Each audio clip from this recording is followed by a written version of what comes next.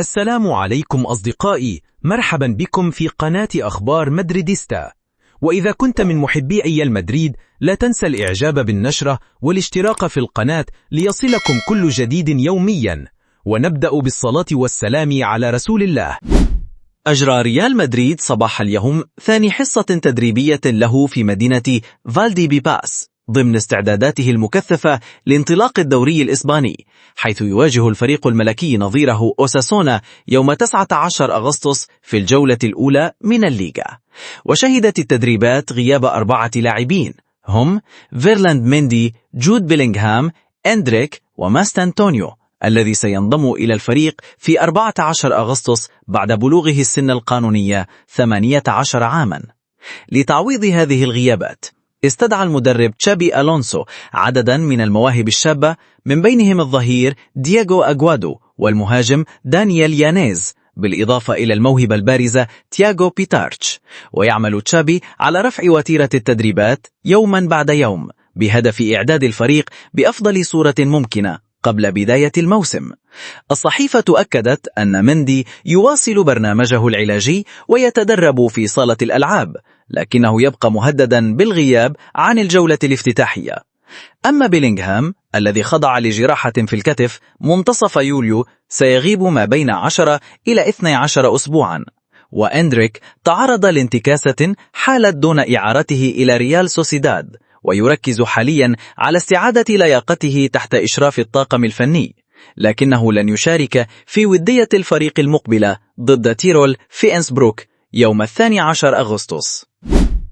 أعاد المدرب تشابي ألونسو تنظيم تفاصيل الانضباط داخل تدريبات ريال مدريد الأسباني، بعدما قرر فرض قواعد جديدة على لاعب الفريق تختلف بشكل واضح عن تلك التي كانت متبعة خلال فترة المدرب السابق كارلو أنشيلوتي. وحسب ما ذكرته لتشارينغيتو، فإن المدرب الأسباني أمر لاعبي الملكي بالحضور إلى مقر التدريبات قبل ساعة كاملة من انطلاق الحصة التدريبية، خطوة تهدف إلى تعزيز التركيز ورفع الجاهزية البدنية والذهنية قبل بدء العمل في الملعب. وكان أنشيلوتي يكتفي بفرض حضور اللاعبين قبل نصف ساعة فقط من بداية التدريب، إلا أن تشابي المعروف بدقته وصرامته منذ أن كان لاعبا يسعى لتطبيق نظام أكثر صرامة يعكس فلسفته في الالتزام والتحضير. تعكس هذه الخطوة رغبة ألونسو في بناء عقلية أكثر احترافية داخل الفريق، خاصة في ظل التحديات القادمة على المستويين المحلي والأوروبي، حيث يأمل ريال مدريد في مواصلة الهيمنة وتحقيق المزيد من البطولات تحت قيادة مدربه الجديد. بدأت قناة ريال مدريد في مهاجمة رابطة الدوري الإسباني بسبب منح الفريق 15 يوما فقط للتحضير للموسم الجديد 2025-2026، بعدما رفضت الليغا تأجيل الجولة الأولى للفريق الأبيض. قناة النادي: برشلونة حصل على 33 يوما للاستعداد للليغا، أتلتيكو 27 يوما، ريال مدريد 15 يوما. يقول السيد غارسيا كافا أن ما وقع عليه لم يكن قرارا، بل كان بمثابة إغلاق الباب، إغلاق تام للطب الرياضي وللمنطق الأساسي ولنزاهة المنافسة. هذا ليس استقلالا بل تلاعب. كما قال البروفيسور كافا، دوري 2025-2026 بدأ بداية ملطخة بالفساد. يبدأ الفريق بعيب بدني وتكتيكي بفعل فاعل وليس بالصدفة. هذه ليست نزاهة. هل من النزاهة أن يتنافس فريق منهك بينما يستعد آخرون لأسابيع؟ إن استخدام القانون كعائق للبعض وسجادة حمراء للبعض الآخر ليس من النزاهة، إنها سيطرة وتصفية حساباته. هذا يغير النتائج. النقطة المفقودة في أغسطس تساوي نفس النقطة المفقودة في مايو، فهي ليست ضربة للمباراة بل ضربة للموسم. القاضي الذي كان من المفترض أن يحمي المنافسة استغرق 22 يوما ليقول لا. هكذا يبدأ الدوري بجدول مباريات تم التلاعب به مسبقا. السؤال يبقى: إذا كان هذا يحدث قبل أن تبدأ الكرة بالدوران، فماذا سيحدث عندما تبدأ القرارات التحكيمية بالوصول؟ أفاد الصحفي الموثوق ماريو كورتيغانا بأن مصادر مقربة من الطاقم الفني تؤكد أن المدرب تشابي ألونسو يرى أن تشكيلته الحالية ما زالت بحاجة لبعض التحسينات. تشابي ألونسو يأمل في ضم لاعبين جديدين قبل انطلاق الموسم. أحدهما ليكون بديلا في حال رحيل رودريغو. نفس المصدر أكد أنه رغم رغبة المدرب في إحداث بعض الإضافات، إلا أن إدارة النادي تعتبر أن سوق الانتقالات قد أغلق بالنسبة للفريق، وتصر على أن ألونسو مطالب بالتكيف مع العناصر المتاحة.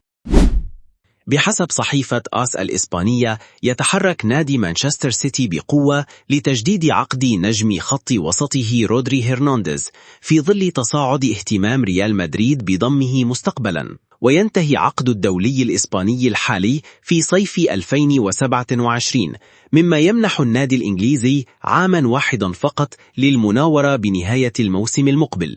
وتسعى إدارة السيتي إلى تمديد عقد رودري حتى عام 2029 بعرض يتضمن زيادة كبيرة في راتبه الأسبوعي ليصل إلى 300 ألف جنيه استرليني مقابل 180 ألفا يتقاضاها حاليا، ليصبح ثاني أعلى اللاعبين أجرا بعد إيرلينغ هالاند.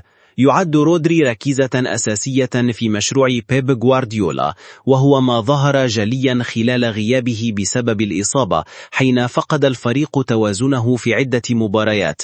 ويؤمن النادي بأن استمرار رودري عنصر حاسم في ضمان استقرار الفريق فنيا وتكتيكيا خلال السنوات المقبلة. في المقابل، وفقا لصحيفة ذا أثليتيك، لا يخفي ريال مدريد اهتمامه بالنجم الإسباني، خصوصا مع استمرار التحقيقات في قضية 115 مخالفة الموجهة إلى مانشستر سيتي. وتشير تقارير إلى أن النادي الملكي يراقب الموقف عن كثب، على أمل استغلال أي قرار إدانة قد يسهل ضم اللاعب مستقبلا. لكن مانشستر سيتي يبدو حاسما في موقفه، رودري غير قابل للمماس، وتجديد عقده أصبح أولوية قصوى لإغلاق الباب أمام طموحات مدريد. كشفت مصادر قريبة من إدارة ريال مدريد أن النادي يبدي إعجابا كبيرا بقدرات النجم البرتغالي فيتينيا لاعب وسط باريس سان جيرمان، والذي تألق بشكل لافت في الموسم الماضي تحت قيادة لويس إنريكي. ووفقا للمصادر نفسها، فإن إدارة الميرينجي ترى في فيتينيا لاعبا مثاليا لأسلوب لاعب الفريق، خاصة من حيث الرؤية والقدرة على الربط بين الخطوط، ويعتبر من بين الأسماء التي نالت إعجاب المدرب تشابي ألونسو. لكن ورغم هذا الإعجاب، تدرك إدارة الريال أن التعاقد مع فيتينيا شبه مستحيل في الوقت الحالي، نظرا لتمسك باريس سان جيرمان بخدماته، بالإضافة إلى الشرط المالي المرتفع الذي قد يعيق أي مفاوضات محتملة، إضافة إلى العلاقة المتوترة بين الناديين على خلفية انتقال مبابي مجانا لريال مدريد. ريال مدريد يراقب الوضع عن بعد دون اتخاذ أي خطوة رسمية، في انتظار ما قد تحمله الأسابيع القادمة من مفاجآت في سوق الانتقالات. هل تعتقد أن الريال بحاجة للاعب مثل فيتينيا؟ وهل يمكن أن يضغط اللاعب للخروج من باريس؟ شاركونا رأيكم في التعليقات. وبهذا نكون أصدقائي قد وصلنا لنهاية نشرة الأخبار اليوم.